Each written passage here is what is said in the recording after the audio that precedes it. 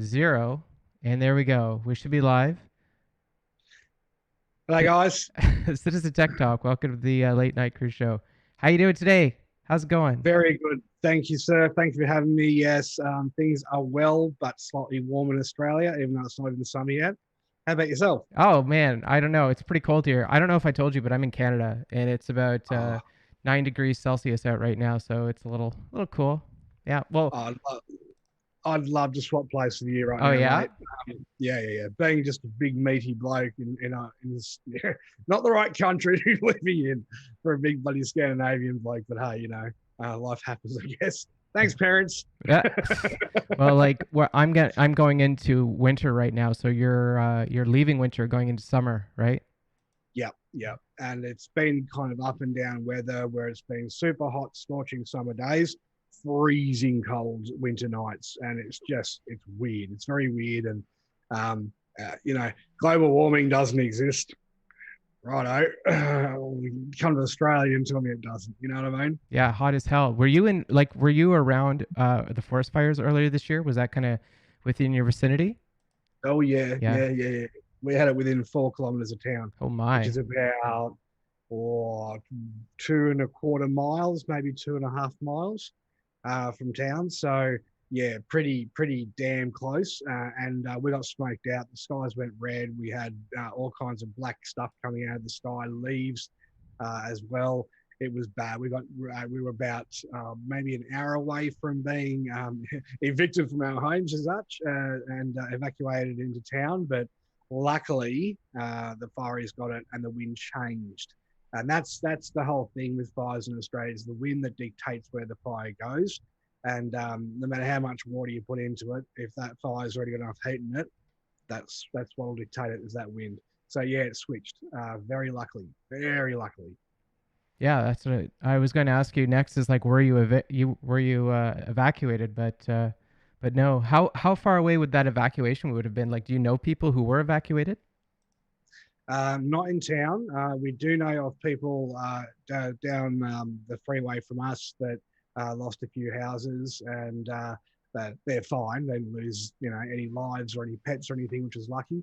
But yeah, other people down the way and up the way in between where I live on the mid north coast of Australia, on the eastern side of the country, lots of people lost their homes and especially down south. That's where they really copped it the worst, below Sydney, around Kiama and down south from there.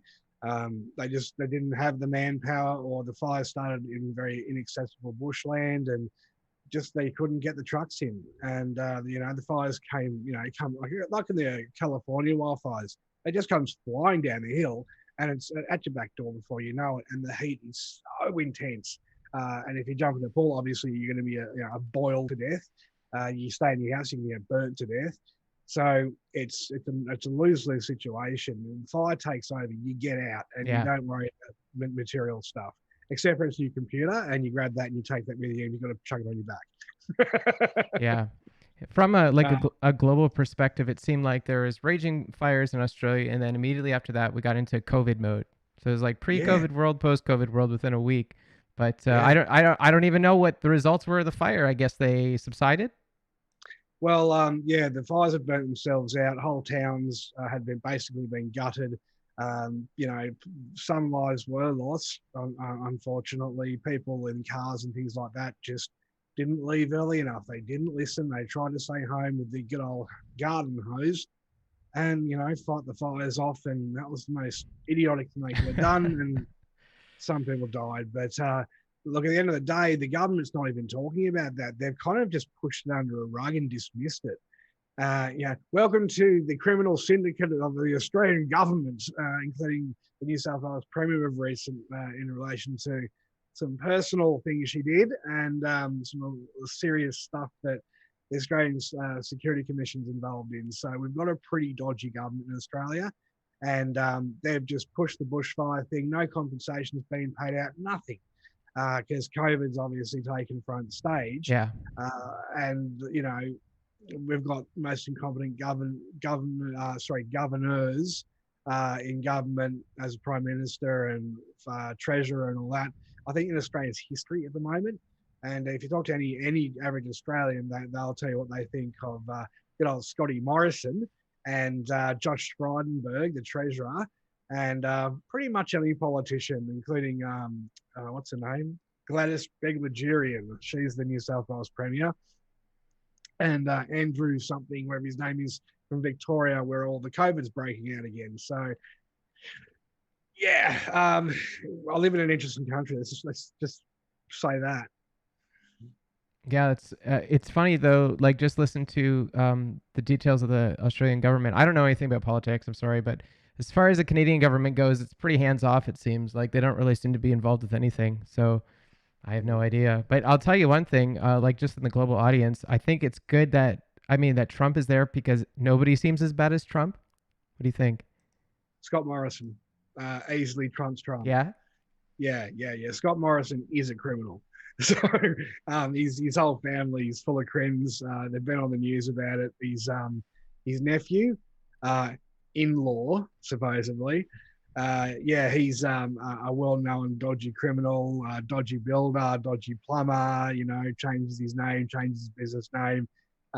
He's got other family members who have been caught up in crime in years gone by, and that guy's running the country.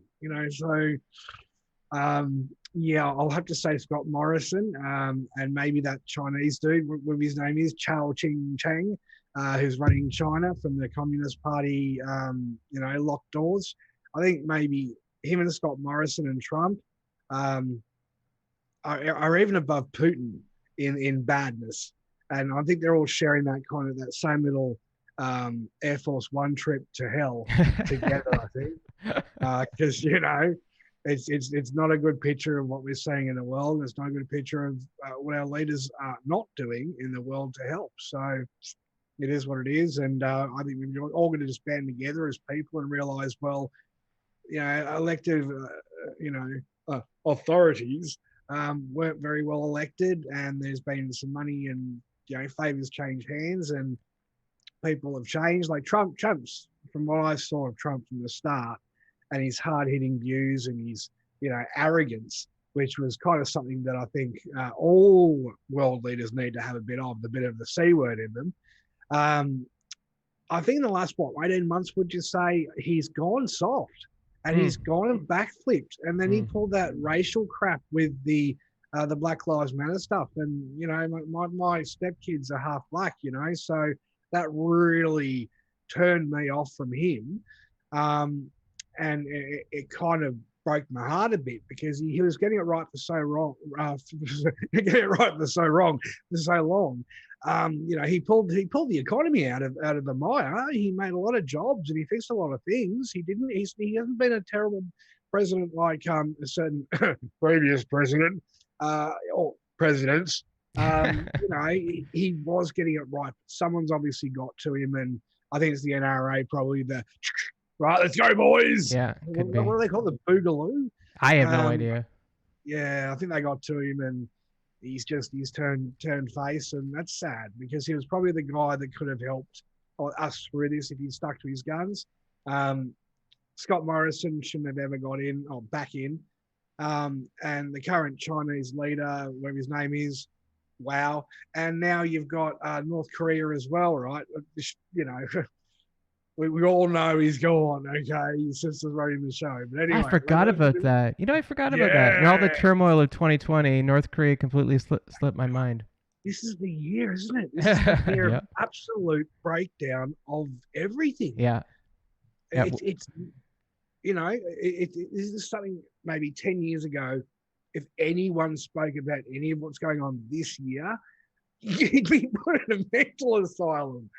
Honestly, straight away, you'd be like, yeah, mate, you're nuts. And that's the thing. We are living in the book of everything that can't happen and happening all at once. Yeah. It's terrible. I guess, I'd be up in Canada, right? You folks are fantastic people up there. What's it like to look kind of from there over to the US and over to Mexico and out to the kind of the broader European Union? Because, I guess Canada is more relaxed in line with, the European way of doing things, more than the American and the British and the the Asian countries. How do you guys, how are you guys seeing this from your perspective? Are you, getting up in arms about it? Or are you guys just like, don't want anything to do with it? No thanks. It's really weird. That's a good question. It's really weird how it is, and I'm really thankful for Star Citizen because I wouldn't know half of what's going on if it wasn't for that. Because, there's Canadians all over the place, and if I wasn't to talk to people through Star Citizen, I'd just be looking through a pretty narrow lens. But people are all over the place. I've met some really hateful Canadians against Americans in my travels in Star Citizen, but from my close circle of friends in my real life, nobody really cares, to be honest. So I guess it goes both ways. Yeah. Yeah, right. Um, that's interesting because what is the anonymity between Americans and Canadians to start with? I've never understood that. Americans say Canadians, Hoosier, hey, and like Americans are like the rudest can be, guys. Don't all ya.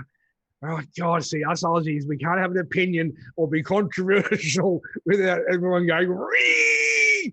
All the time. So guys, look, understand us Aussies also. We just say shit how it is, and we really don't care for people's butthurt or opinion or incense. But why do Americans go at you guys in Canada so much? Like, they go at us Aussies bad. But why you guys? You guys are literally neighbours to these guys. What's funny about this is I can't agree with what you're saying right now. From my experience, I grew up on the border of Canada and America. I grew up outside of Detroit, and I side with what Failure to Report is saying is that there's a lot of a-holes in Canada. I would say that the majority of the Americans I've met are way friendlier than the Canadians that I've met. Really? Yeah, most of the Well, see, Canadians that I've met are not nice people. really? Holy shit! Because us Australians have a very, very opposite kind of viewpoint. What we've always been made out to believe, and this is not me personally. This is anyone you talk to. Oh yeah, Canadians are sweet, lazy, easy, happy. Cheer, good on you, bro. Kind of people. It's just your Montreal French Canadians can be a bit uppity, but every culture has that kind of perspective, that upper echelon side to their culture. But most Canadians are real easygoing, really nice, cool, chilled out people. And as a Canadian yourself, you're actually saying the opposite. See, this is the thing. There are so many misconceptions about race in Mm-hmm. this world. Mm-hmm. And this is something that I think in the Star Citizen community also needs to be heavily addressed. Would you agree? 100%. I don't know what the solution is for that, but it should be addressed. Maybe aliens, that would fix everything because then we would feel so small. We'd realize how small we are. Right. Unity of the human race, Yeah, finally. exactly. Doesn't matter if your skin's yellow, black, orange, purple. Well, it shouldn't be purple, I but wouldn't mind you purple. know. It's a fancy color. Purple's the color of royalty, so I'd go with that. There you go. See, and part of my color for my set is purple red. So hey, um, but yeah, actually that's one thing I haven't got on. But I don't know. Don's the green screen. Ha ha ha. Got me there. Joke. But yeah, I just because I think Australians are very outspoken. Yeah, Yeah. and we really don't care for consequences, and we never have. It's the you should be right, mate. Not too easy. Oh look, I don't care if you get you stick up your ass, pull it out, mate. That's how Aussies are. Yeah. And I've had a few people go, oh, that's not my experience of Aussies. Well, you haven't really met any Aussies. You probably met Brits, Mm. and this is a massive, massive misconception in profiling of personality types and cultural types. British people are far removed from Aussie people. Yes, we came from the same backgrounds and etc. So forth. We're all immigrants, blah, blah, blah. But Aussies have developed their own specific culture, their own specific viewpoints, and their own specific ways of going about things. Where Brits are very, ice hair. Oh, that was a bit rude, wasn't it? I'm butthurt. Oh, right. And most Brits I've ever met, and this is why Australians have given them the moniker whinging poms, because they live in a very cold, wet environment. They are constantly being rained on. It's constantly cold. It's wet. It's mildewy. It's such a depressing land to live in. Now, my brother, my eldest brother, he lived over there for 8 years, and he said he couldn't wait to get out of there, but because he was one of the big partners at the advertising company he worked for, he had to stay. But when his time ended, he went straight to tropical Indonesia, to Jakarta of all places, Mm, earthquake city, just to get away from the cold and the wet. And his mood picked up, his humor came back, mm, and that's the thing. British people in general are very focused on how they feel and what's important to them. Very self-centric kind of race of people. But Aussies were like, yeah, mate, no troubles. I really don't. I'll help you out, no dramas, if you help me out. Yeah, mate, too easy. I'll come down, mattock your backyard for you and get that stump out. But can you come back over next week and help me with my mower because it's not working properly? Oh yeah, mate, too easy. Not British people. Oh, look. I've gotten appointments then, and unfortunately, I really don't have many skills fixing mowers. That's the difference, right? Even if us Aussies don't have fixed mower, we'll give it a go. So when I get on my channel and I'm with you now, I'm just saying it how it is, because it's better to be brutally honest, tell the truth, and that's it, than worry about pussyfooting around because someone might get incensed. There's too much of that in Star Citizen. There is far too much of the one wing against the other. And I've been trying to kind of come from that tech point in between both sides. But now everyone calls me a hater and a doomsday guy and all that negative crap. But at the end of the day, all I have done is report on the technical, actual facts that have been found by myself and other people who have done exactly the same research to have come to the exact same precise outcome. I think more people need to get off the boat and the bandwagon and just kind of sit on the grass with the rest of us people trying to sit here in the middle without the screaming going on across from both sides of the field, and go, hey, look, these guys in the middle are the ones sitting on the nice, cool, warm grass. The sun's coming down. They're living in reality. They're seeing things for the way they are. And yes, they both lean towards both sides. One critical of the game development, the other critical of the management of the development. And then the people in the middle, sharing both viewpoints, right? So all these people, these Redditors recent as well. Wow. We'll go there a different day, maybe. But of recent, what I've noticed is most importantly that the development has come to a standstill. But when you report on it earlier on and it still comes to the same outcome, people still hate you for it because what you just told the truth. And I just don't understand why. I want the game to obviously succeed. I'm in for over a K. I'm concierge, blah, blah, blah, whatever that means anymore. I don't think it means anything. But then on the other hand, I've looked at the realities because, I come from marketing. I used to be a senior executive marketing manager. I'm now a college teacher. So I've got a built-in bullshit-o-meter.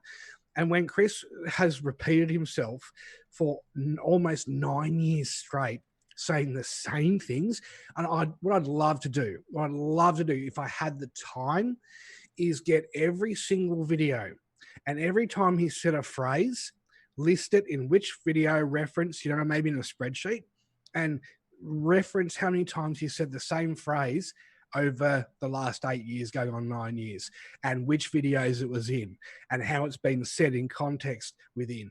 I think people would then see that Chris Roberts is literally looping his conversations. So is Tony Z, so is Sean, and whoever else you can think of, especially Jared Huckabee. It's the same kind of the same message we're getting again and again and again. We'll get it done when we want to get it done, and tough. We don't really care for your opinion. We're not listening anymore, and we're just going to do what we're going to do, and we'll just put up with it. You'll get your game, or you won't get your game in the end. It'll happen when it suits us. And that's been the message from probably 2016, when we had the Squadron 42 failed release. And I think that's just become the standard behavior of CIG now. So why are people attacking people like me who are just reporting on the technical aspects? It's none of this stuff's opinion from me. It's tech. It's tech talk. And yes, I'm outspoken and I'm an arrogant, rude Australian, and I've got, very satiristic way of looking at things and a bit of a dark, humoristic way of doing things. But how does that make me a bad guy? What? Because I'm making fun of the whole situation and pointing out certain extremists along the way who are exacerbating the issue. And then you got your haters, your true haters, like some of your Elite Dangerous guys, who I've just the last couple of videos, guys. That's all I'm going to say. And they're the people that really want to destroy Star Citizen. I want people to just wake up to it. And if you're at a point now where you want out of the game, well, you should be able to get a refund especially if you're a long-term backer. If you're a short-term backer, well, there's enough information out there to inform you in every way possible of what's going on with the game. But for us very long-term backers, this is something we've had to learn, and then we're reporting on to you guys. So I think people like myself who, are in too deep and for too long, and when the original product I pledged or, purchased, I didn't buy on the Kickstarter. I bought outside of the Kickstarter. So, or was it before that? So long ago, right? I think it was 2015 is when I first pledged, or late 2014, 2015. So it must have been Kickstarter still. So my first ship was a pledge, and the rest I bought on the grey market. And that way, purchases, they're not pledges. So I melt them all right now, and all I say to CIG is I've melted all my ships, all of my stuff, all my extra stuff that I bought, and here you go. Here's my store credit value of the original ship costs, etc. I might lose a bit of money, get a bit of money. Who cares? Can I please have this chunk of change back? I no longer want to participate in your pre-development of your project. Thank you. Why they stopped refunds? Well, look at where we are. That's all I'm going to say, is that don't blame me for bringing you guys the evidence on paper. CIG videos themselves from CIG staff saying this and me just reporting on it. All I do is Star Citizen news, guys. I don't do Star Citizen, break it down, destroy it, crumble it, wrecking ball news. I just report on the news that these guys are talking about at CIG. How can you hate me for their behavior? It's not making sense. Don't try to villainize the guy who's trying to actually just point out the tech side and point out the facts. All right, take your anger and put it to the people that deserve it, because throwing it at me, I'm still here. And I'm moving on to Cyberpunk 2077 after this anyway. Yeah. Anyway, you continue, please, sir. Well, yeah, there's a lot there. There's a lot there. I would like to go through this step by step, because I think you kind of distilled the whole discussion in one paragraph. But I would say, well, I'd like to know more about your YouTube channel overall. Like, how did it start? Yeah.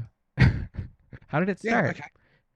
Well, basically, how it started is I had just left test after, how do I put this politically correctly? Discovering the true intent of the organization. So I chose to, wish adieu, set up my own org in the interim, which is more of a hobby org, kind of a sub org. I wanted to be a part of their org, but just with their leader, it's not something that's very negotiable. I'm gonna just leave that at that. Because you guys have seen my videos. I don't need to go into depth and carry on.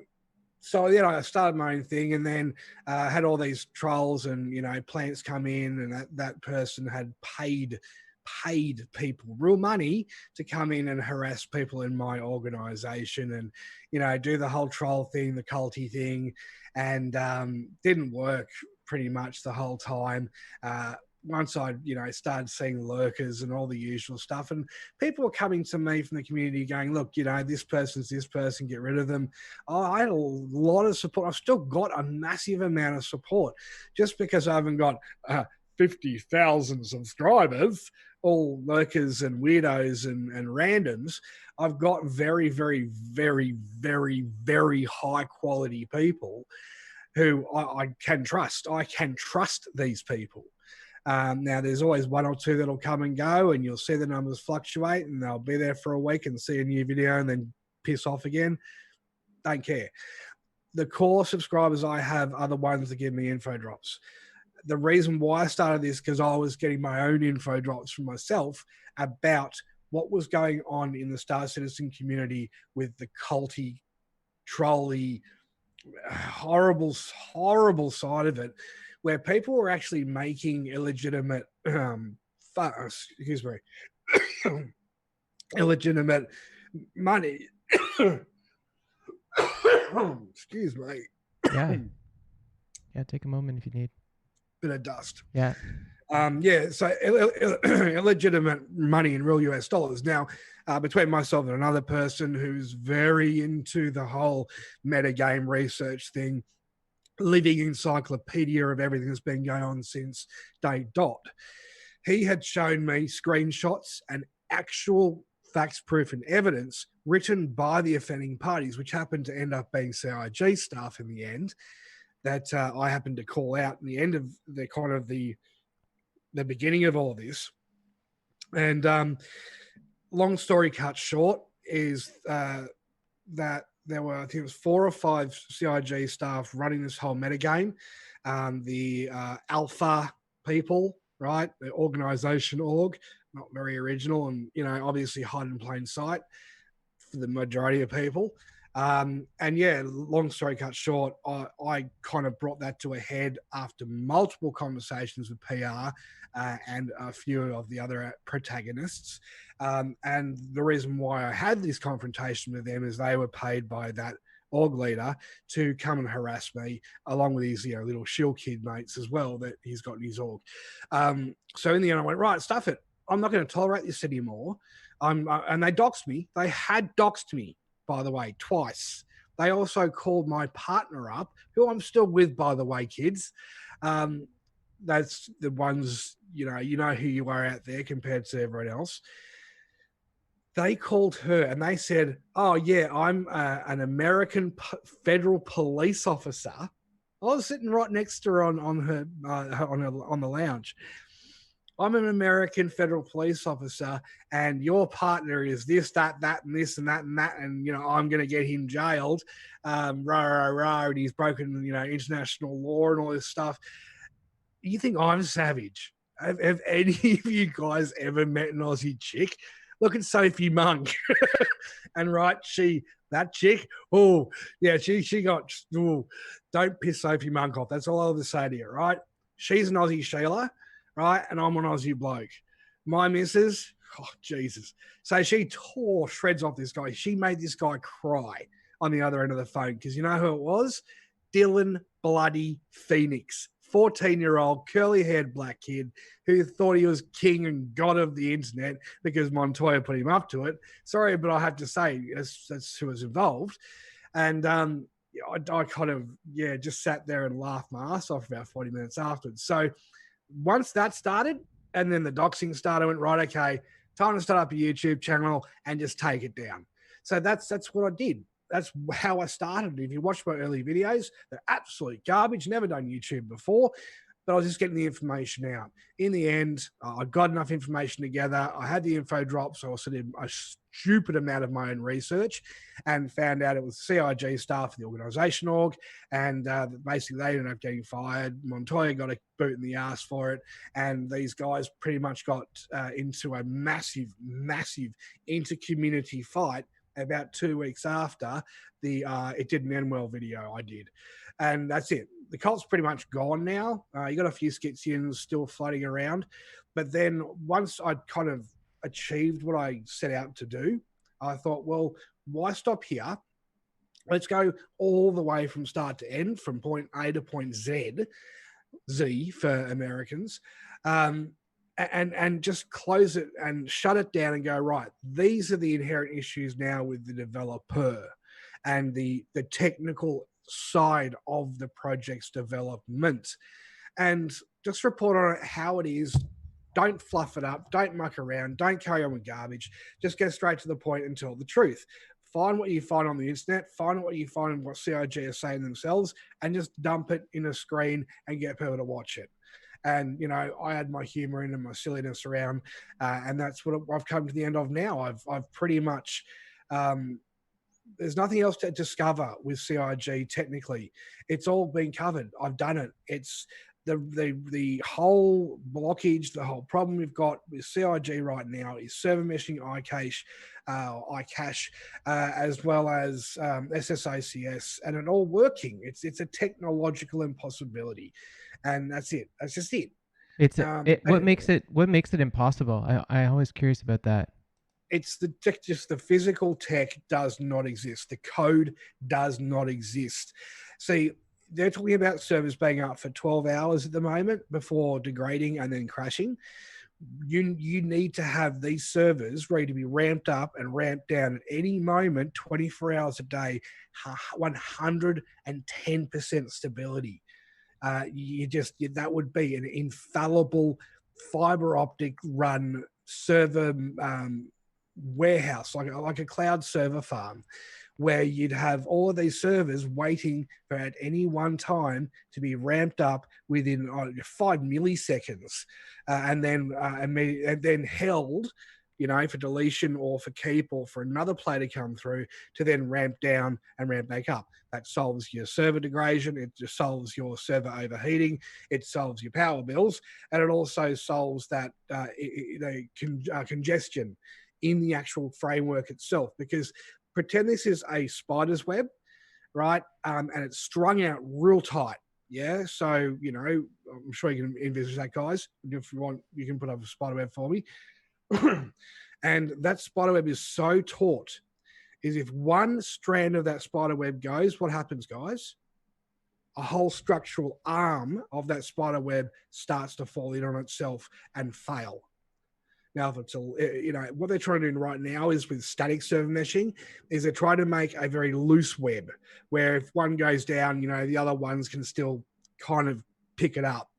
And static server mesh has been done for a very long time over a very large, massive audience of games and players. Yeah, look at Planet Side 2, static server meshing.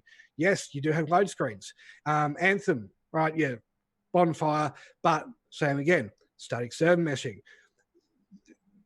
This form of server integrated meshing has to be done by AI to be able to trigger these servers. And this is the biggest technological problem, is the code. But the hardware is going to pretty much burn out within 6 months, probably less, because of just the server infrastructure. The core infrastructure is not designed to do this. It's a file transfer infrastructure. It's not a quantum styled chip matrix where the chip can just pull information, throw information simultaneously. It transfers blocks of information at a time.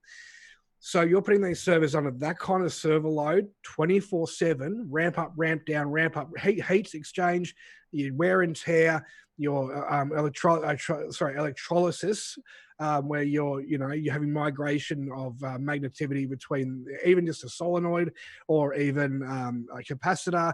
Obviously, the CPU itself is going to obviously degrade quite quickly because you ramp up, you ramp down. The servers are meant to be running 24/7, not on and off.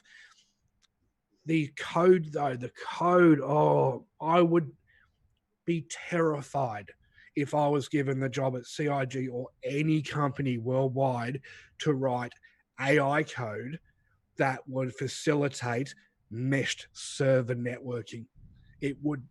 It's just Einstein would even shit his pants. It's so funny that you mentioned that too, because even today during the Star Citizen Live, they referred to the network tech as a dark art. So that's perfect that you say that.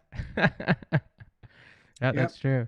What about So I guess I'm a naive Canadian because I kind of think that anything is possible, with enough money and enough time, anything you could achieve anything. yeah, And, time. and they got Amazon on their back too, and I think Amazon is a heck of a company. Yes, time. Yeah. So I've never said Star Citizen is never going to be technically achievable. I said, and I've said multiple times, that Star Citizen will be achievable within 10 to 15 years. when the tech catches up. Yep. Yeah. Freelancer, same thing. Same thing. 10 Yeah. years. Yeah. Yeah. That's all I've said. But what I'm saying now is financially, legally, as well as the community's standpoint on this, is someone is about to flick the switch. And if you don't know what that switch is called, am I allowed to swear on here? I don't know. That's a good question. We'll find out soon. The F-wit switch, right? Yeah. Before yeah, YouTube takes down the stream.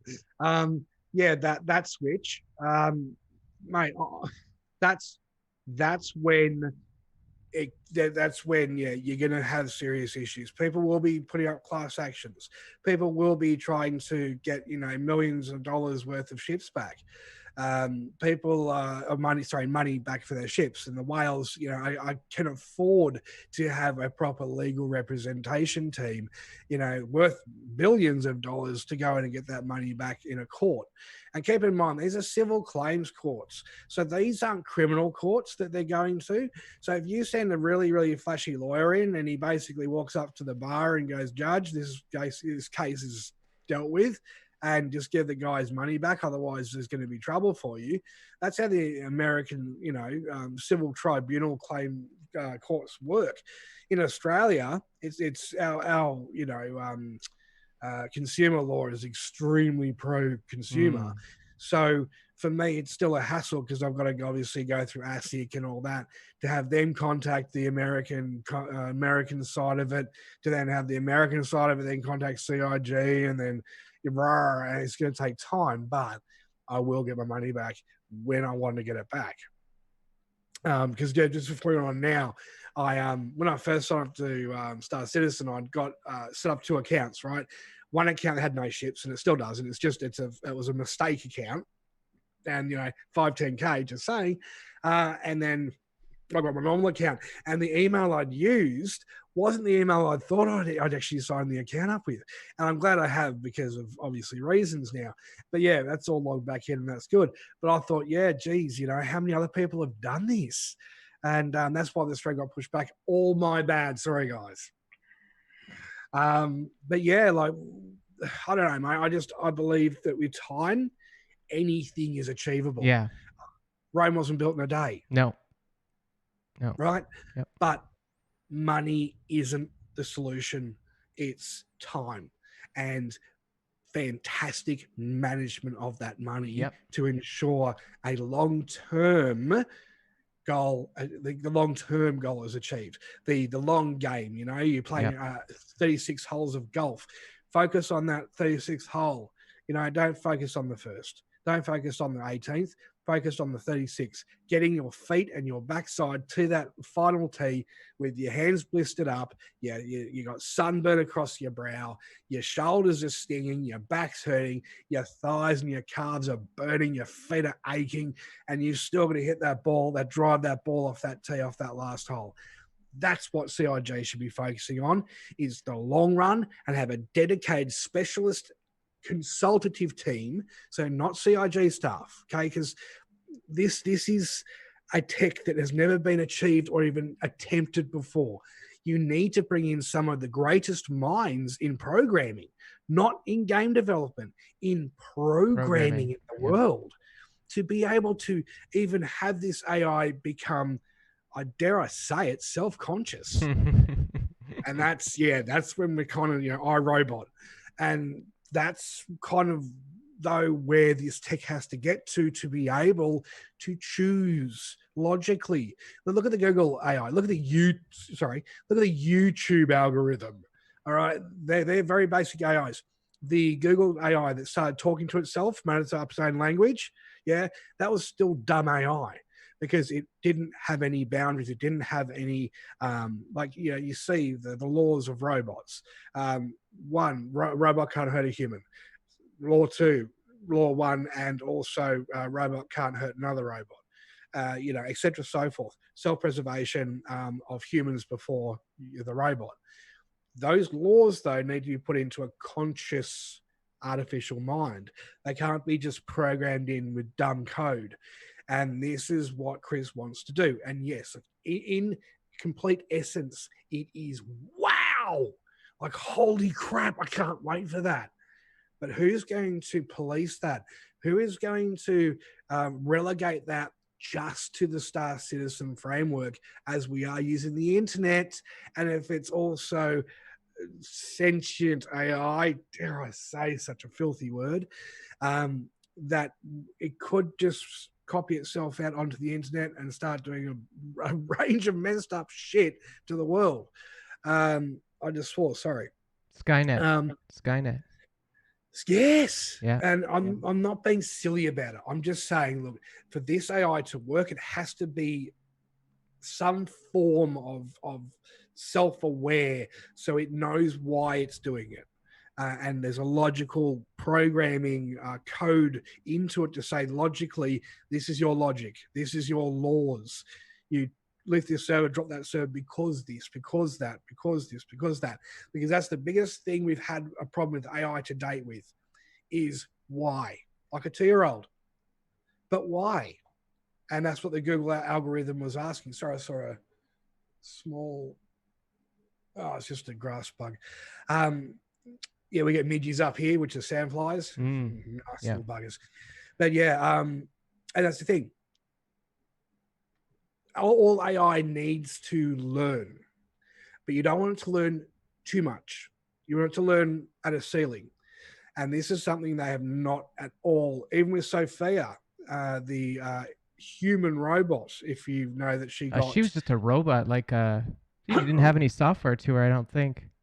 It's like a Right tech demo. now, though, she's an international citizen of Dubai. Of course, of Dubai. Of course, of Dubai, though. But she's got citizen it.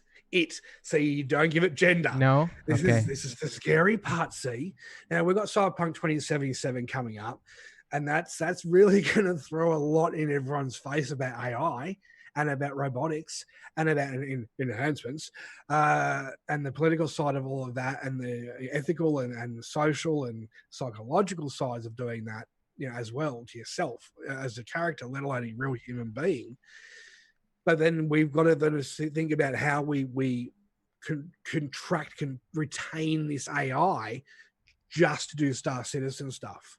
And if it's self-acknowledging, how do we do that? I'll tell you one thing, though. You better not piss it off. Because if you're going to, now is the time to not piss off the Terminator. That's all I'm saying. So if you're considering doing a refund, you might want to reconsider because it'll come back at you like 10 years from now as a T1000 and it'll wake you up or it'll Sarah Connor you. You know what I mean? I wouldn't mind Sarah Connor. Okay. That's true. Let me ask you. Let me ask you though, at what point did you like lose faith in the project? You know, like was there ever a point where you're like, "Oh my god, this is amazing," and then all of a sudden it switched over for you? I think that happened to me probably 2018 CitizenCon. Yeah, that's when it started. This 2018 CitizenCon was a right. It was bad. And I think, and then I watched that started it for me. And I kept a lot of it to myself. I was more focused on the other, issues that we were dealing with on the channel. But I think that's what initially got me started off looking at CIG as well, going, oh, hang on a second. What is going on? And, now Chris, no wedding ring. Sandy, it's over. I think that that's when it started, when I found out that Sandy was really a really horrible person. Now, she's from the Gold Coast of Australia. She's a Queensland meter maid, right? They dress up in these gold bikinis and put the old country hat on and wave around some brochures and stuff at you for the tourists. She was one of them. And that's what Chris ended up with and married. And, well, we know the rest of the story about Sandy. She's now jumped onto the next boat and headed off into the sunset, leaving poor Chris behind. But you can't say poor Chris anymore because Chris has put himself in this situation. He employed underskilled people. He has employed people straight out of college, and he really has no centralized experience base with his business. Now, keep in mind, Chris Roberts had been out of game development for 20 years. Okay, that's half of my lifetime. So it's not like you've just been out for a couple of years. Things have drastically changed in programming technology, hardware technology, infrastructural networking technology in just a humongous way. Then you got quantum computer on top, and then supercomputing as well. Mate, Chris has come back in as a toddler into a now matured industry, and he really using Crytek. God, of all the engines, of all the engines he could have used, there's so many engines out there, and I know people only focus on a few. There's probably about 36 engines out there that he could have used. He went with Crytek because that's all he knew, and that's not good enough. And it's a pretty engine. Okay, so is Unreal. So is a massive range of other engines he could have chosen. They are much more user friendly, much more programming friendly, like Visual Basic, whatever it is now, 8, 10, 12, 16, I don't even know. where it's basically English. Yeah. Yep. So fixing these problems is so much more easily simplified, even by a low-level programmer. And he's gone with the biggest nightmare engine ever to exist in history. And for what reason? To what, send people to the nut house or put them through the crunch and burnout, and then hold other elements of the development back because he didn't like it. Sorry, Chris, is this your game or is this our game? And that's what I've said a million times. It's his game in his mind. And as he said recently in relation to Squadron 42, or supposedly he said, allegedly, that this game will come out when it's ready. I'm not going to be bullied or pressured by anybody into making anything less. It'll be done when it's done, ready when it's ready, and you'll get it when you get it. That kind of extreme arrogance, that's unacceptable. And you're not Cyberpunk 2077, guys. You can't try that same crappy attitude with Cyberpunk 2077 also coming out in a few days. That's been the same, I think, isn't the same length of development time as well? I think Star Citizen picked up an extra year on top, or 18 like months on top. Yeah. Not much. So, yeah. So CRG really, you're not in that position to be that arrogant or that childish, in my opinion. So that's why I went after CIG. That's why we're at where we're at now. Right. And it's just not there. The tech is not there. No, not yet. And it won't be until we work out how to use quantum computing to create, say in the movies, a neural brain, where AI can actually exist, where it can calculate mathematical equations in astronomical speed. And the Android brain is always going to be a computer, very advanced calculator. It's not going to think like humans. It's going to calculate risk, percentages, and whatever code does what, right? Because machine language is the opposite of human language. There is no need for emotion. There's no need for logic. There's no need for anger or opinion. It's yes and no. Math is right or wrong. Would you agree? Yeah. I work for a software company, so I get you. I feel you. Right. Yeah. Thank you. Someone who's also like-minded. So that's how an AI brain will only ever work. You can emulate emotion, and you can put code, strings of code in to emulate that behavior.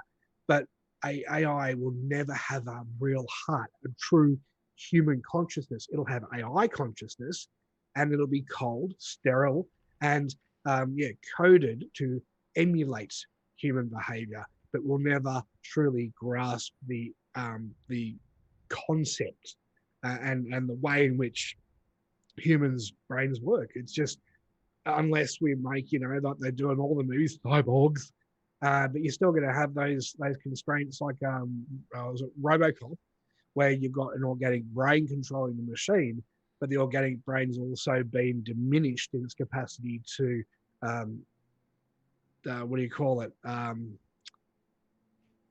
Activate certain neurons in a way in which is natural human behavior. It is still constrained by a mathematical equation. Right. Yeah. It's all in math. Let me ask you. I Yeah. just want to. There's a lot to unpack there, but let me just kind of go a step back, and I wanted to ask you. Speaking of Chris Roberts, if you had a magic wand and you just wave it and make everything better, what would you do? I had a magic wand. And you're getting served up quite a few people's, what's to start with. Not that kind of magic Um, wand. oh, damn it. All right. I guess, yeah, I would have never allowed the expansion vote for the feature creep. I would have never allowed that. I would have brought out Squadron 42 as a single player game to start with. And just like Star Wars Squadrons, obviously on a much larger scale, get Freelancer right for once. Then say to the guys, hey, how about we do some DLC for multiplayer and we bring in Arena Commander, Marine, Star Marine, and to Theaters of War as extra free DLC to get you into the multiplayer kind of mini game side of it. And hey, guys, you're really liking that now.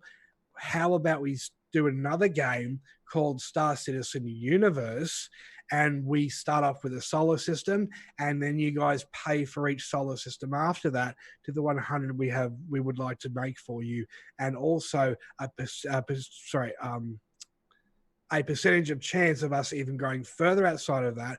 Because if any of you have watched my the Star Arc Map, that's the one, video with ILW before we separated ways, you'll see the depth of intellect I went in with that with him, and the time frames that we both worked out together for achievable rollout, which is unrealistic to start with.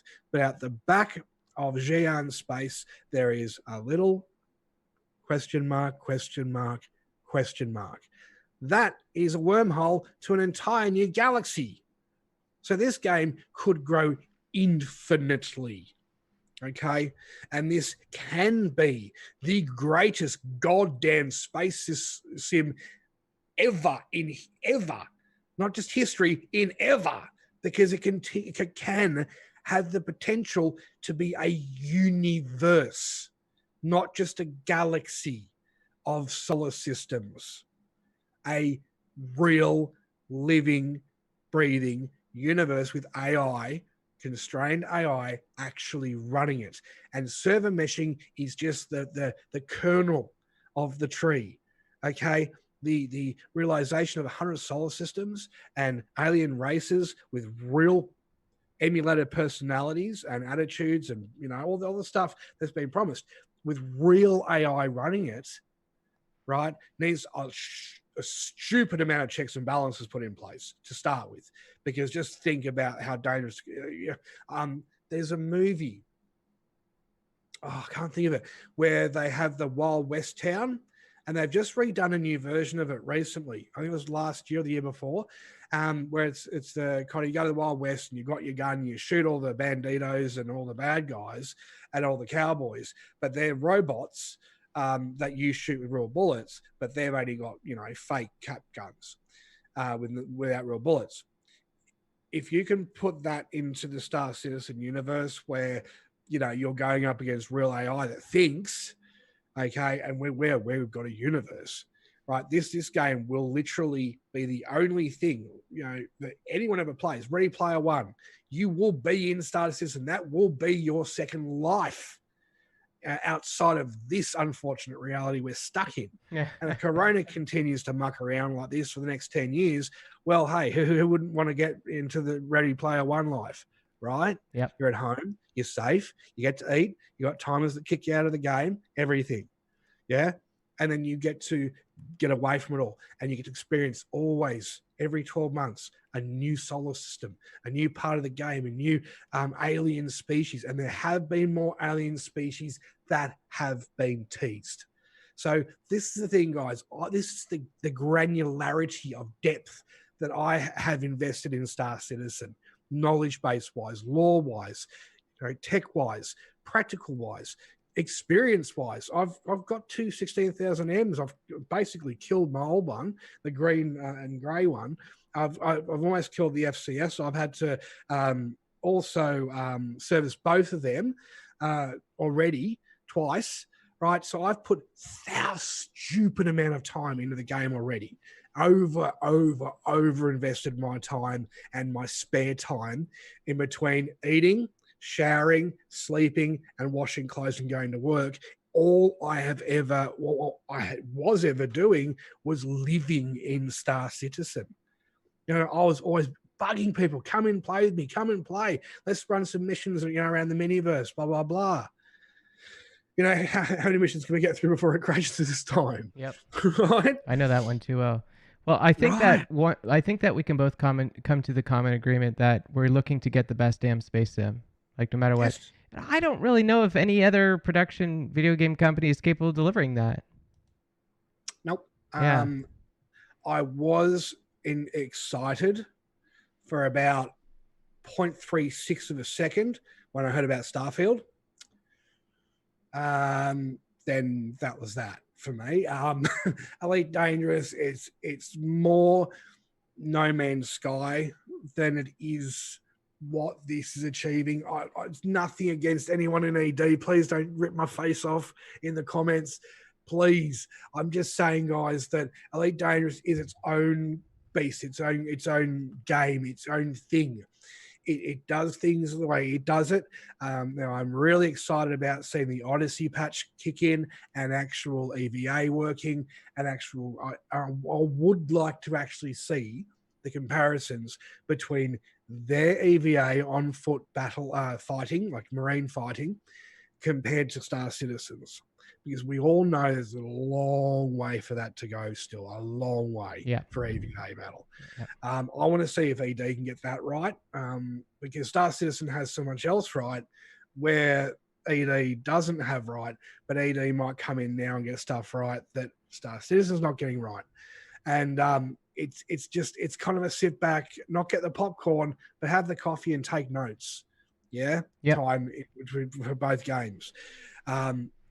I think what the whole of CIG and Turbulent and the Colders and whoever else you would like to mention involved in this needs to understand, especially these investors, God, is understand that this is a very, very, very, very, very long-term project. It is something which will come out one day, but you need to be honest about it, transparent about it, and explain to people in layman's terms across a multitude of videos, if need be, of why it's going to take so long. I've explained why. I've tried to keep it as standardized English as possible for everyone.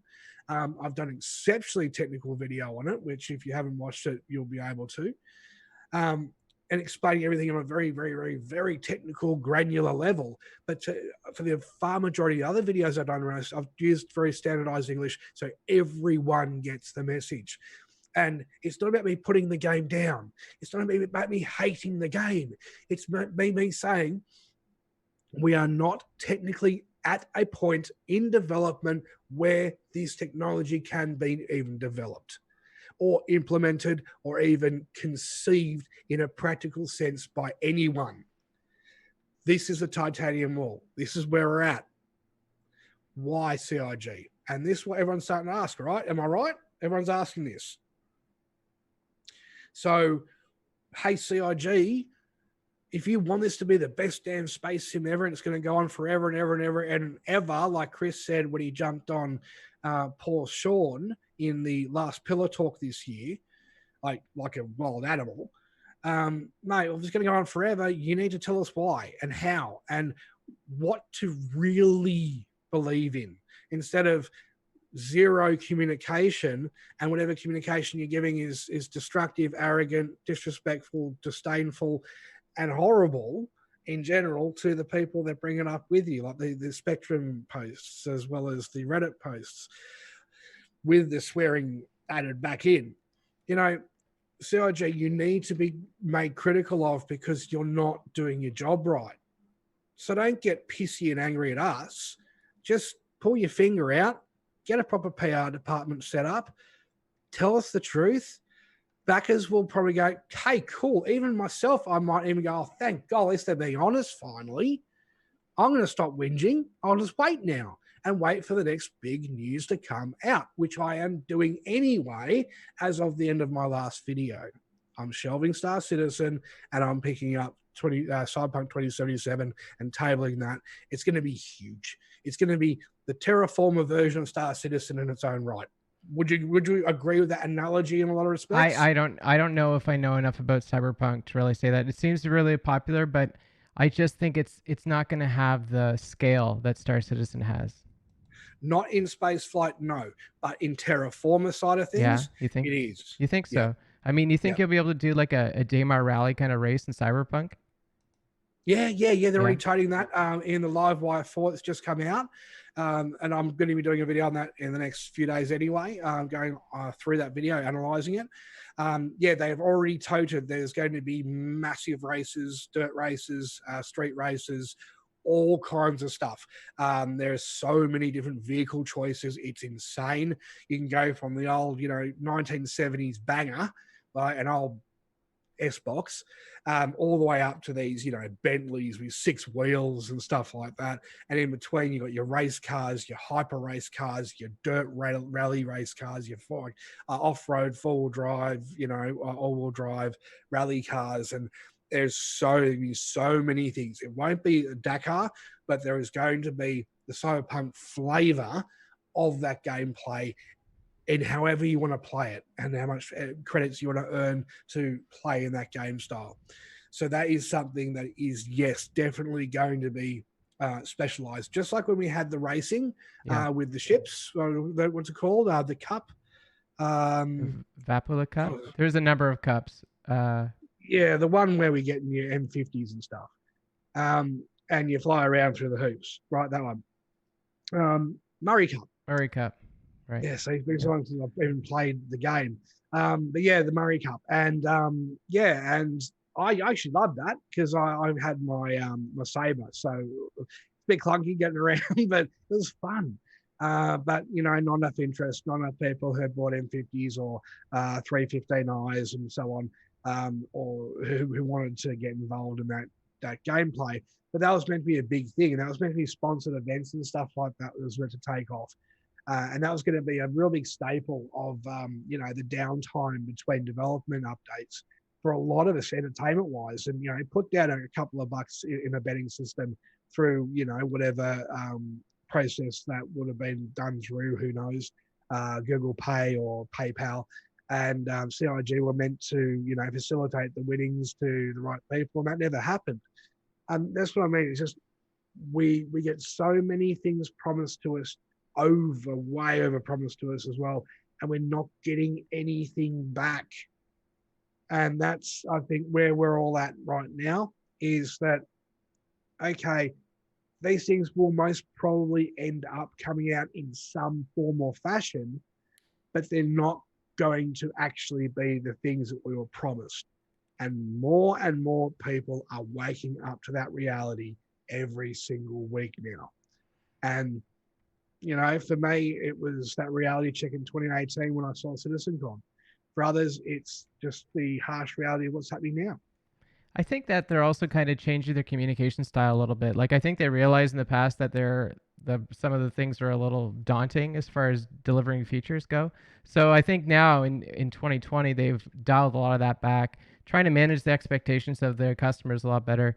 And and the community is kind of fighting it back against that. They're saying, "Oh, you're not communicating," but in reality, they're resetting our expectations. So in the future, maybe we won't be quite as salty. Yeah, see, that's hyperbole that nor you or I could even It's true. Yep. begin to, That's my observations, anyways. I just noticed that they're just managing our expectations a lot differently than they were 2 years ago. Yeah, but I think it's a bit too conservative now. I think they've Oh gone no, I from disagree. This is something I've always known in this project. Like I remember 2 years ago when they show us the roadmap or their projection on how many features they can release. I'm like, I made spreadsheets about this. I'm like, I don't really think they can do this. There's no history towards that. So I think that what they're showing us now is very accurate. But you got to remember, like what they're doing is kind of complicated. Like you said, right? It's going to take a long time to do. So I mean, And here's another thing too. When they announced the roadmap 2 years ago, it was based on the amount of staff that they had. Like, okay, we're putting up all these job postings. If we can get all the staff in, we can meet these feature releases. But Yeah. it takes time to get the staff and get them trained up and stuff. Oh yeah, that's what I mean. It'd be nice if CIG could have got some more of the senior leads in to run these. What do they call them now? Rush teams. Um, is that what they call them? Rush teams or I scatter teams? I've never heard that term before actually. Not Oh, sure. yeah, it's the new terminology that was just used recently in one of the CIG videos that I watched. Um, and yeah, they're small little groups instead of teams of departmental people. Um, anyway, they need industry veteran developers, right? So not just coders, but managers managing these people because cats around a milk fountain, or kittens, sorry, correction, kittens, with a guy that looked like he'd smoked weed that morning with a baseball cap on and a beard like Jesus, and spoke as he was like a Rastafarian drug head. That didn't instill me in that video either. Earlier this year, was it last year? God, so much has been going on that I brought up about that, which aggravated me heavily because that guy has no incentive to get any work done. He has no incentive to actually manage anyone, but he is a manager.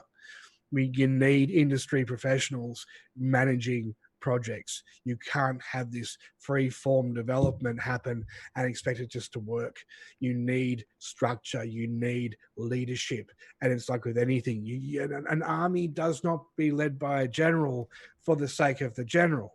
The army is led by the general for the sake of survival of the troops, because everyone needs direction. Humans are hive-minded in a lot of respects, and very easily led automatons in large groups. And if you have a creditable leadership leading or justifying their position of leadership, then they are in a position, in a situation where they can go, yes, look, I have this experience, I have this knowledge, I have, this armor on because I've earned it. So follow me, I'll make sure you survive.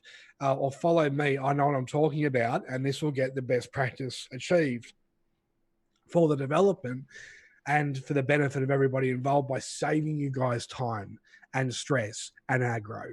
And then when you follow through with results, wow, yeah, great boss, right? You've been in it, you know what, but you get the job done and you help us get our job done. Thank you. That's what CIG needs. It needs structure. It Yeah. needs leadership, and it needs overheading in a big way. Hopefully, Turbulence starting to slip in and start that process. Fingers Yeah. crossed. Because that will help with iCache as well. Yeah, that's true. They're doing all the services. One thing that I say that's kind of controversial on my stream, anyways, is that they're a startup. The company I work for, it was about 12 years into it before I would say my company stopped being a startup. So about 2 years ago, 12 years into their business, that's when I say they stopped being a startup. So I think that CIG still has a way to go to kind of get out of that startup mode, because like to be in a startup is just like this evolution to rapid expansion and trying to juggle that. And I think they're still kind of getting into that a little bit. Yeah, it's just maturity and Yeah. understanding where their limitations are. And it's like a child, a child, a 2-year-old is mom, mom, mom, mom, mom, mom, me, mom, mom, mom, touch, touch, touch, no, no, no. But as the child grows older, they realize, don't need mum, don't touch, not about me all the time. And, here, give, share. It's about the company also realizing they just can't do what they want anymore. They need to be more malleable to the people that have given them life. And that's the people that pledge, that's the people who purchase ships. And the investors themselves, uh, aside from the monetary figures I've said on spreadsheets of recent, aren't the actual major investors in the project. That's us Mm-hmm. by sheer number and dollar signs. We are the far majority stakeholders of this project. And these investors, they might throw their threats around and their lawyers around, and you know, this isn't simply good enough. This is why we're having on Squadron 42 right now, because I was at 4 corporate guys walked into CIG's office in suits, like $8,000 suits with ties on, and bling, and whatever else, Gianni Versace neck pin clip things for their shirts, and tried to fly a spaceship. I can pretty much promise you, none of them have even picked up a game controller in their lives. So, and then when they crashed, was it less than 30 seconds later, and had a big brouhaha about it? That's what stopped the project getting released for beta for the Ivocati. Sorry, where's our consultation? Give it to us in beta. Ivocati will do a great job. They always have. And if it needs further developmental work, the Ivocati are the one you need to listen to, not just some guys throwing cash on the table. And that's I think that's what's really set everybody off this year, mate, is that we should be seeing a full retail release or a open public beta toward release of 2021 sometime of the full final game. And that, with the timeline we're looking at, would be the 9-year timeline going on, just teetering on, teetering off. And we've got a game. And then, you know what? Even if we only ever get the single player campaign and we get all the chapters or stories or however they want to structure it and call it Act 1, Act 2, for example, even if we only ever get that, we've got a game. And as long as it's nice and it works and it's polished and the actors' faces don't pop off or, do an Andromeda where they squish into the floor and leap up to the air, happy days. We got our game. I maybe paid for multiple copies of it, quite a few copies of it, but at least I've done my bit to help that game come out, a game from CIG. Yeah. That happens, mate. You'll never hear me whinge again. And I swear to you on my soul, I'm not even Catholic, I don't know how to do the thingy. I swear to you, mate, bringing out Squadron 42, make it a great game, release all the chapters, the acts, whatever they call it. Just put me in that experience. Yeah. Take me through that movie-esque gameplay. Mate, I will shut up and you'll never hear me bitch about Star Citizen again on my channel. I swear to you all. I'd like to go back on that a little bit, actually. Just because I'm curious, like where you've gone through to get to where you are. Like, what video games? Tell me your video game resume. What video game did you start with when you were a kid, and like what games did you play to where you're at now? All right, so I started off in the micro B computers. Now, for a lot of my generation, you will have literally no idea of what I'm talking about, which is a monochrome green or orange screen. And it was at my primary school, and we had the game of tanks, and that is a math game. I love so you tanks. put in your, yeah, oh, sorry, okay. So someone like, yeah, fantastic. All right, so you know what I'm talking about. Yeah. So the micro B. And then from the micro B, the Commodore 64. Oh, no, sorry, the ping and pong machine. Remember them? Yep. With the dial? Yep. Yeah, I had one of those. Great, fantastic. Yes, me and my brothers play that on the home big old, what was it? His Master's Voice TV with colour. I also had a black and white for my room because, I was full. Not really. It was my grandma's old TV. Shouldn't want anymore. But anyway, but yeah, so then we got the ping and pong machine, and then for Christmas of my 8th birthday or 7th birthday, me and my brothers got a Commodore 64. Nice. Oh, and the tape drive. Oh, wow. Wow, right? That was huge. Yeah. Yeah, and I played Conan. That was Barbarians, I think it was called back then. I was a fast racer or something like that, where it was a car game where it just went, and the lines. It was cool. I loved it. The ninja game. Yes, honestly. And these were on cassette tapes. Mm-hmm. Like they weren't discs, they were tapes.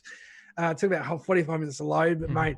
And then the good old syntax error when you didn't plug the PCI, what is it called? Serial plug into the back of the deck properly, and mate, good times. So from there, went to the Commodore 128 instead of the Amiga 1000, because obviously the 128 was more powerful. And now we had disk drives, external disk drives, 5 1/4 floppies. And your games loaded up in a quarter of a time from the 64, much better than the Amiga 1000.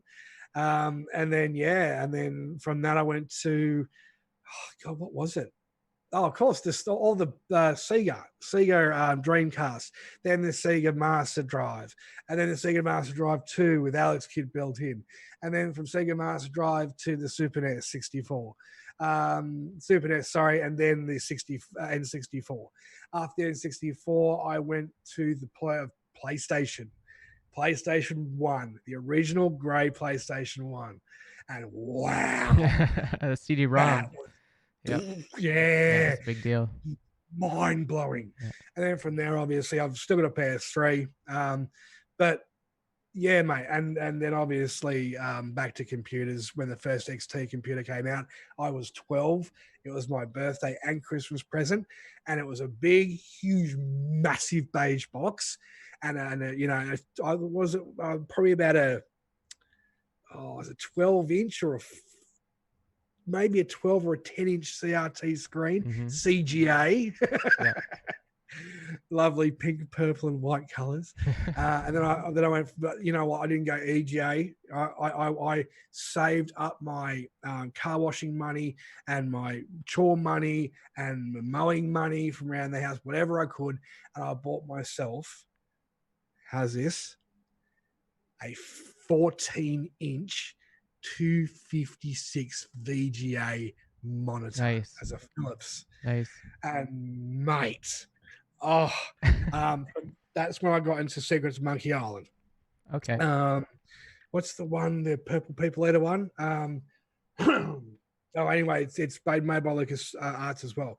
Then into X-Wing. And then X-Wing versus TIE Fighter. Good game. And then TIE Fighter with the high res pack, separate paid for disc you get in the mail as a 3.5-inch disc, right? In the mail in a bubble wrap pack. Yeah. And you rip it over the little disc. Oh, Doom, God, before that, Doom and all that. Yeah, God, Quake, the whole bit. Oh, geez, I was part of a clan, blah, blah, blah. But I'm talking about the really, really cool stuff, the space stuff.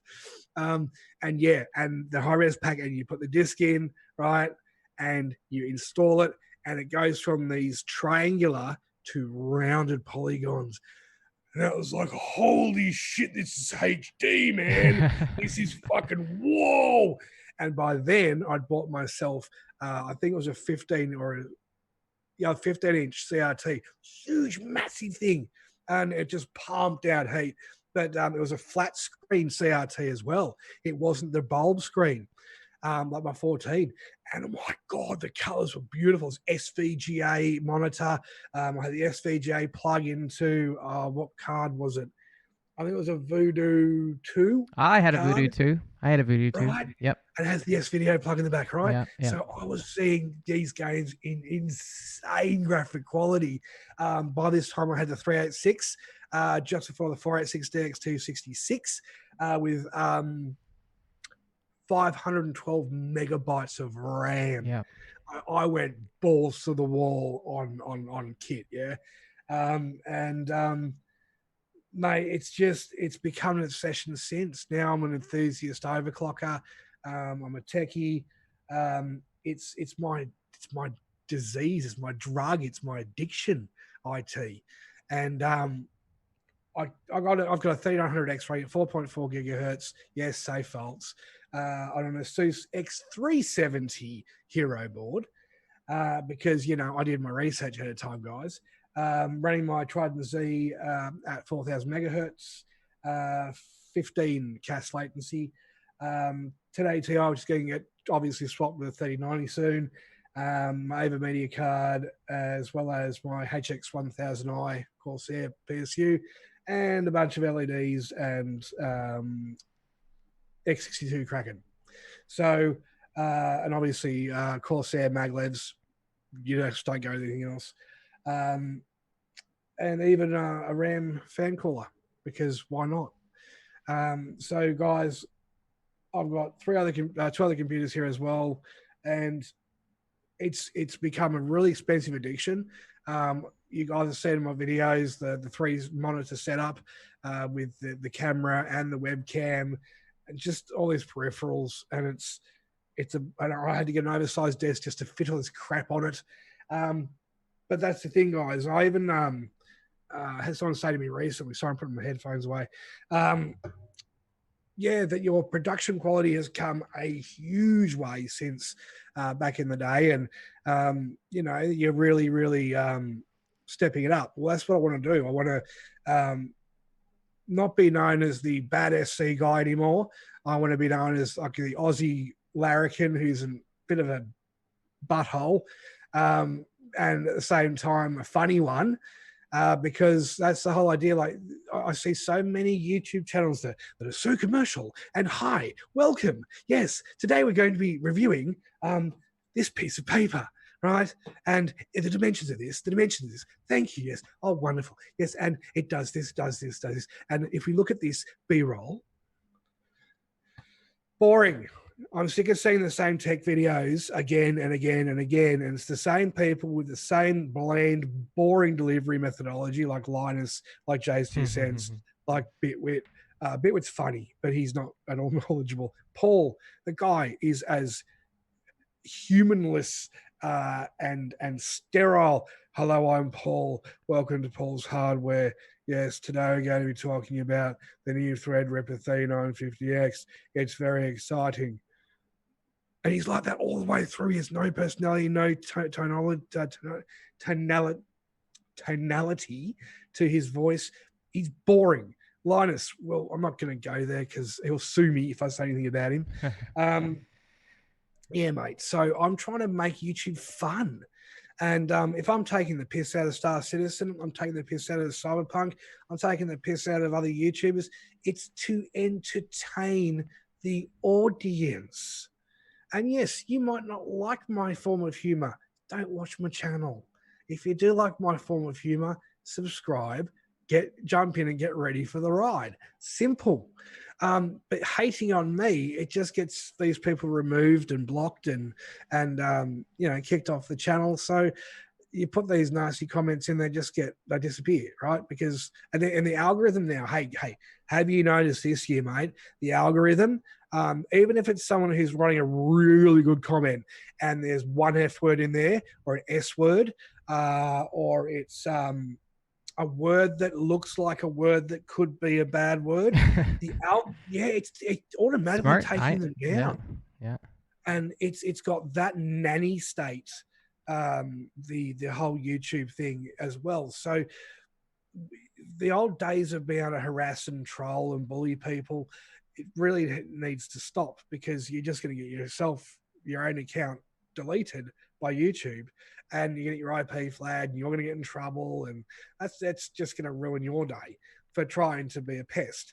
If you know that, go to Reddit. That's where that behavior is accepted in most Reddit forums. But yeah, not on YouTube. I think YouTube, honestly, this is something I've been wanting to say to a lot of people for a very long time. And I'd really like your opinion on this as well, if that's okay. Yeah. Since the copper and what's the other thing? Copper and the other thing they brought in, the kids' safety crap. No, that's copper.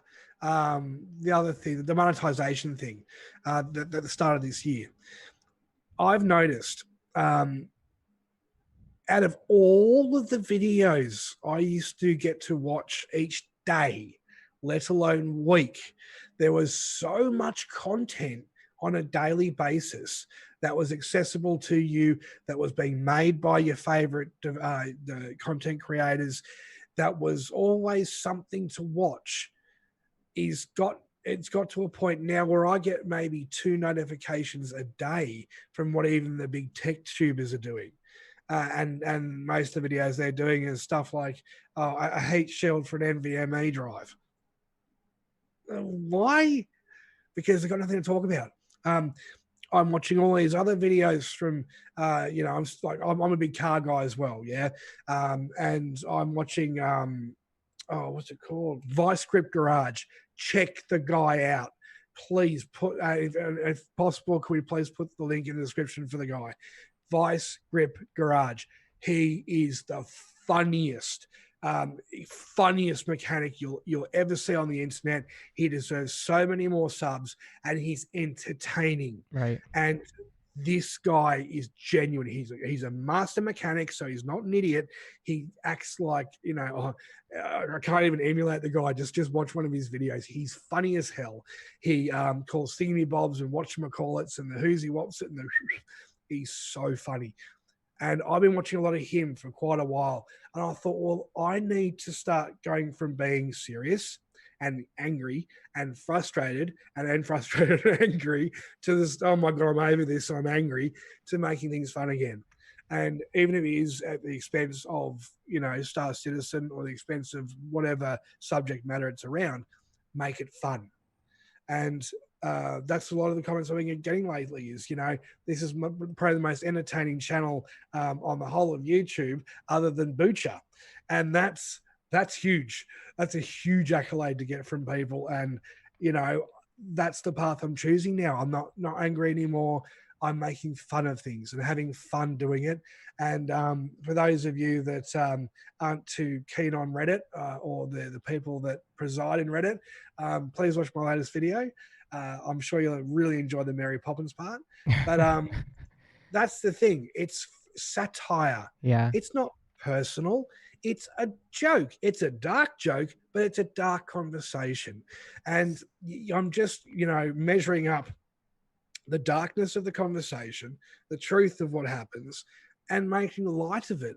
A spoonful of, what helps the medicine go down. And that's funny. That's dark humor funny. And it's not, slapstick humor. It's not mainstream comedy. It's dark humor. It's intellectual humor. And yes, it has a little bit of a bit of a bite to it. But that was the whole intent of it. It's still satire. It's humor. And we have an Aussie guy called Good Old Geordies, and he's probably in his late 20s, early 30s, and he covers the political scene and does satire against the government. They've threatened to arrest him so many times for, federal breaches of legislation where you can't pick on politicians anymore. And he's got away with it every time because it's based under satire. Now, I had someone try to take down my latest video, which they did, and I just put in satire to the feedback and explain the situation. Within 15 minutes, it was back up. Is it a satire? Is the Yes. the refunds video, the Reddit refunds, It's all that's a satire? If you watch Interesting. the which one was it? The Wales one, not the Wales one. The Easy Have or Bust video. That's Yeah. satire. Okay. That was pure dark humor. And people Damn. ask me in the comments, is this satire? You're being serious. Well, of course it's satire. I'm disappointed. Joke. I'm so disappointed now because I was completely on board with the conspiracy theory. I was hoping to talk a bit more about the conspiracy theory because I have a different twist on it. When I heard about the whole elite dangerous conspiracy theory, I didn't think it was elite. I thought it was Eve. I thought the Eve players were in charge of all this. As I did say in the video, there is an element, a very big element of truth in there as well. So don't take it all with a grain of salt. That was to say, this is these are the facts. Like the facts I did bring up are the facts. They're not just jokes or slander or stupidity. They're the people involved, and they are ED players. But don't you think that the Eve players have more to lose than the elite players? Right. right? And this Yeah. is why I didn't understand. I got a portfolio of evidence that's been provided to me. That all of this information found is someone else's research over 12 months. And that person happens to also be one of my original subscribers who is still with me, who really never talks because he's one of those people that sits in the background, waits the right time, info drop, holy crap, this just bombshelled me. And I read through it and I went, oh my, are you sure this is legit? He said, mate, I've been on the front lines of this whole time. And this person, this, and this is, look at this post, look, and this is how they do it. I've had two mates who have been screwed by this as well. I'm like, holy crap. And that's after the brouhaha I had with, so conveniently had with the subreddit itself. Like, I have no interest in Reddit. They're a bunch of morons. Like, I'm sorry, Reddit, you're a bit mental.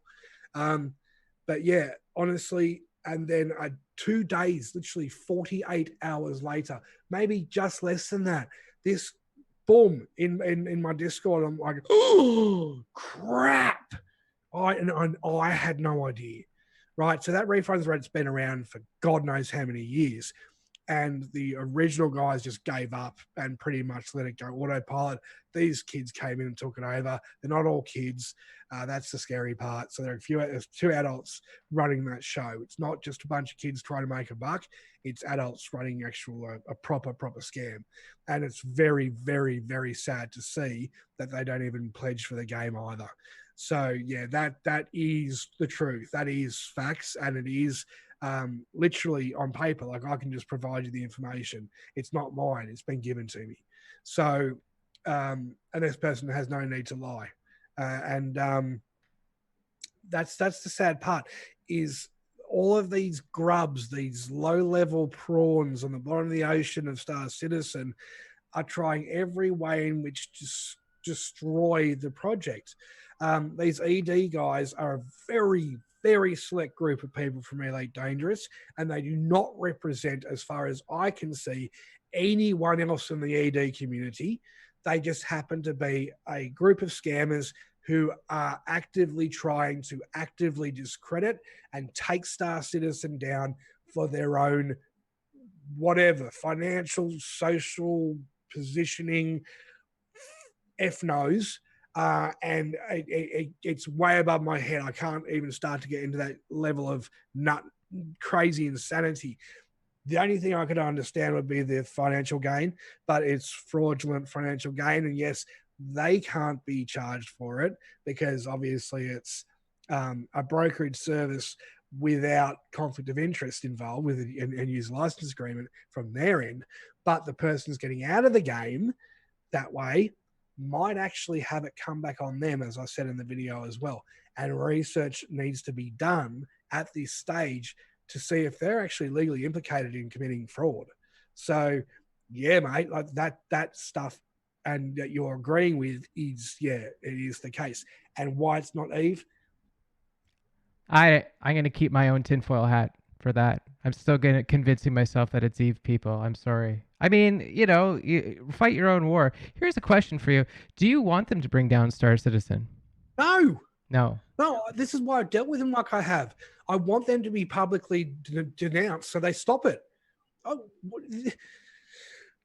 there are so many people Yeah. trying to get a Star Citizen at the moment. Yeah. And Isn't that weird? it's messed up It is messed because up.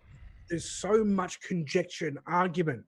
I'm saying, yes, it's going to come out, but it's also going to not financially make it in the short term. So either shelf the project CIG and try to work on the Squadron 42 and then worry about Star Citizen multiplayer universe when the time comes. Make the single player game the best goddamn single player space sim ever in the meantime, and maybe work on more chapters in the meantime than originally planned. Extend the end. I've written books for Star Citizen. I can CIG. I'll give you them. People that have read them love them because it's based around exactly inside Star Citizen. It's an organization's own perspective of law within the law, right? It is its own law. written into this infrastructure of the current law. And you could play these, organizational factions, and my God, there's so much that can be added to the single player element for now to carry us through until that tech is available for the multiplayer. They're just, these guys are not thinking outside that box. And I don't want people leaving the game anymore. I want people to just have the message made transparent. CIG to cop the kick in the teeth that they are deserving of, and go, right, we're really sorry, and we actually are. Here's a free ship each, because it's not costing us anything to make them for you, right? As a sorry, and yes, this is the end set date, launch date for Squadron 42 without question now, by the end of next year. Because, as I said, it's already ready for beta. It's already basically right to go, except for some investors had a tantrum because they went to expensive suits with sticks up their ass. So, and you can't fly, obviously, you're in the controller. And that's what they flew on. They didn't fly on joysticks. They flew on controller, mate. Yeah. I'm so and the other impressed by one people who can do that. I know, right? It's just 2-year-olds. They're amazing. So, do you think that the Derek Smart character is an elite player as well, an ED player? Derek Smart. Yeah. I believe Derek Smart has made the decisions he's made for his own reasons. Chris's behavior towards him and the secondary letter that went out that even the legal team screamed at Chris not to send was quite immature. I think Derek was very charismatic in how he dealt with that. Derek, I guess, is his own developer. He's not Chris. He's not CIG. He's Derek Smart Industries, whatever his company's called. He did get a lot of things right. See, this is the thing. We can't always just pull on people that we don't agree with. And this is something that I've made myself very conscious of. I don't agree with everything Derek Smart said, but I don't agree with anything Chris has said as well in the same hand, right? I believe Derek has got a few things right, got a few things wrong, but he's only human. I don't believe he would envelop himself in ED too much. I think he would be a spectator of both projects at this stage. And I think he will end up backing the one that is the winner. Whether that's going to be Star Citizen or ED or maybe neither. He might just, like me, just go, look, I've got other things to worry about. Whatever happens, I'll play the end game, whichever one works. And yeah, it's I don't know, because I don't personally know Derek Smart very well. And I don't want to be a judge of his character without him having the opportunity to defend himself. Yeah. At the same time, as I've not had that depth of level of conversation with him that others that I know who have, who keep those cards very close to their chest, as they would like Derek to speak to me directly about those concerns instead of third-party whispers, China's whispers. It seems like a lot of work. It seems like a lot of energy. That's all. Also, I just want to let you know that Xylo is in chat, and or Captain Xylo, and he wants to know if you like him. Captain Xylo. You know that guy? I haven't heard of Captain Xylo before. Okay, don't worry about it. We'll move on to the next question. He's a part of the community, so no worries. No, that's like 2 million people, right? Ahead of not even anymore, but ahead of a pin in a haystack, like Captain Xylo. I did want to ask you though, what got you into the Star Citizen? Like, what got you into Star Citizen in the first place? Like, do you remember? Yeah. Yeah. What was it? X-Wing. Oh, just X-Wing. X-Wing. He just went from X-Wing to Star Citizen. Well, it was like, I really shouldn't say TIE Fighter, but that's the thing, mate. I never liked Wing Commander. I loved the movie side of it, the in-game movie side of it, especially with the lion head dudes.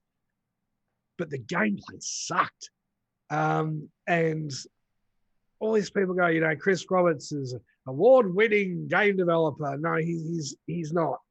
And his graphical gameplay mechanics sucked. Okay, a little thing that does this, and that's what happens. It's not smooth.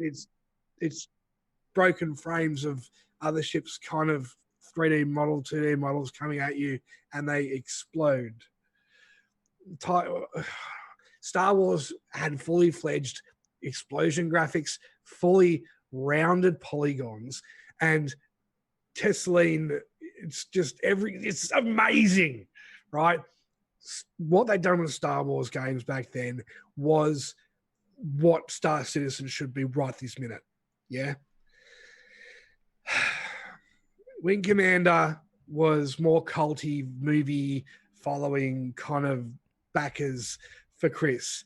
It was never about the games. Because if you've ever played Wing Commander 1 all the way to Wing Commander 4, holy crap, dumpster fire.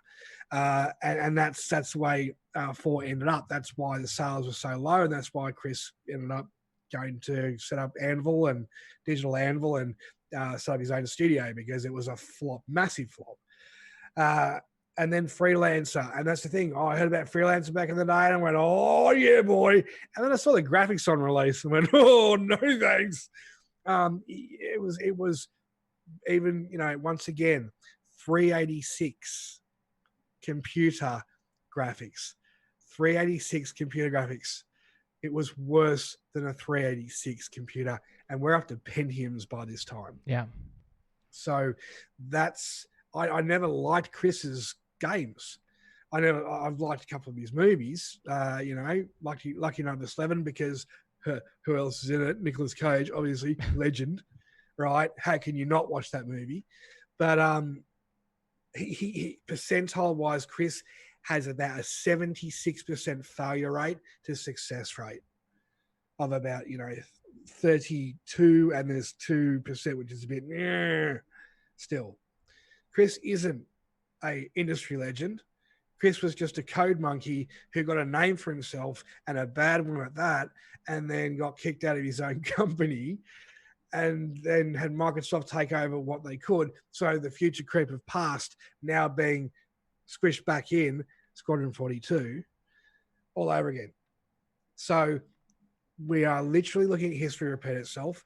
We are looking at certain people in the community who are too young to understand anything about what we've actually spoken about today, because they're not old enough. They haven't been around long enough, and they don't come from an IT standpoint like we do, where we have the knowledge, understanding, and technical and comprehension on a level, on a business level, on an industry level.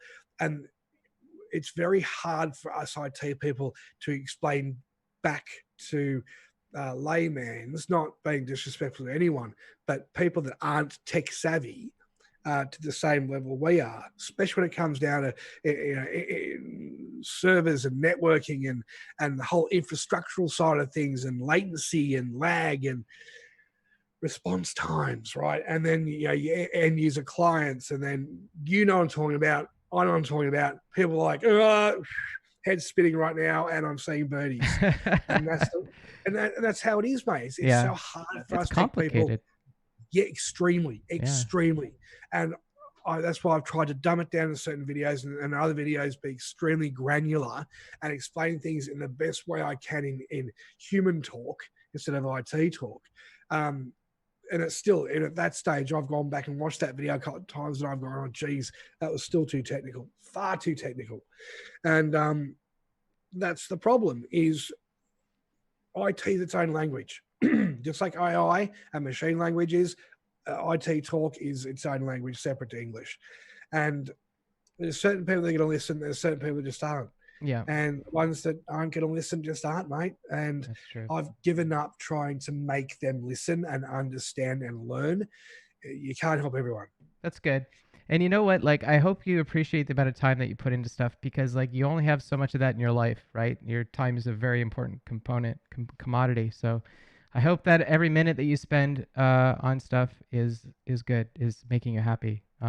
We're kind of reaching our time here. We're past time, but I was just hoping we could wrap this up by just telling us what you plan to do for the future. Like, what projects do you got on the go? Sure. Cyberpunk 2077. I have set up a Reddit channel or a forum, what do you want to call it? First time ever I've really kind of done any Reddit stuff. I've got Star Citizen Facts Reddit. That's just for tech stuff, guys. So if you've got some findings about certain meshing allocation like that, or any real news that needs to go up, pop it into Star Citizen Facts. It's an open forum, just manners, guys. Be polite, no trolls, no idiots. You'll just get kicked out. We just want to make that a real technical, professional forum for the technical development side of SC, which this whole thing should have been the whole time. No opinions, no drama. So I've got that up already. So I'd like to continue to manage that and have that grow on a professional side of the community. And Cyberpunk 2077 SHI show, all one word, for all of the fallout we're going to have, bugs, all server issues, multiplayer environmental issues that will be coming. Yes, we're going to get multiplayer. Don't listen to CD Projekt Red. This course is going to be a multiplayer element to this game. They can't Witcher it. They just can't. Yeah, yeah. There's going to be far too much demand, especially for the car racing, as we were talking about before. Yeah. Right. So yeah, that's a given. But yeah, for the technical issues, the bug issues, the server issues, the update issues, the just some of the other political stuff that we all know is going to get dragged in. And on that actual forum, Upper Echelon did a awesome, very poignant, professional video on that major concern we might be looking at, from the petri dish Star Citizens being to the political, social, ethical, moralistic nightmare it's going to be. Could be. Yeah. So I'll be covering more of the technical hurdles, the standpoints, the development phases, all that cool technical stuff. That's the fun stuff of Cyberpunk 2077, as well as, guys, if you find anything popping up, there's a major political issue, well, that is S-show stuff. Chuck it in the forum. Once again, just stay nice and polite with people. Yeah. Don't argue about anything. That's right. And just get the word out so more and more people can get information that is just accurate. It's not, Redditor information. It's just straight information from the sources. Put links up, put actual images up. No memes, right? It's not a kids channel, kids forums. We just want the technical facts. So people read through and they search through the forum for specific subject matter. Bang, it pops up, and there it is from CD Projekt Red or Cyberpunk 2077. This happened on this date, and this was going on the servers, and this is why.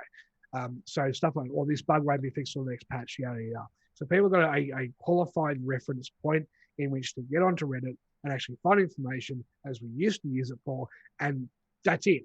Don't use it for anything else but just to help people with the Cyberpunk 2077 experience. And any further technical information you guys find, chuck into the Star Citizen Facts Reddit, because that's what we want it for. We just want to have any more technical advancements, knowledge, SSOCS, iCache, planetary tech, anything like that. Anything that's actually milestoned or has been achieved or overcome. And there's a big write-up about it. And it's even if it's from industry, a technical industry standpoint, like a white paper, the CIG have managed to pull this rabbit out of a hat, and this is how they've done it. Stuff like that. If we can get the really, really good stuff, the rock solid info in there, that's what that subreddit's for as well. Yeah, the good stuff. Okay, cool. All right, well, I think we should call it there, if you don't mind. I do want to thank you so much for taking your time today, come out and chat with me. Been fantastic. Thank you. And thanks to all the viewers. This is going to go up on YouTube later, and I'll have all your links on that, so you'll get that. But yeah, and thanks to all the viewers who watched the Night Crew tonight. Hopefully it was good. We had CitizenTechTalk on with us here. And I'll be back again next week for I'll have Jay Fish Media on. So thanks again, everybody, and I'll move you guys off to Carbon Tales. Have a good night.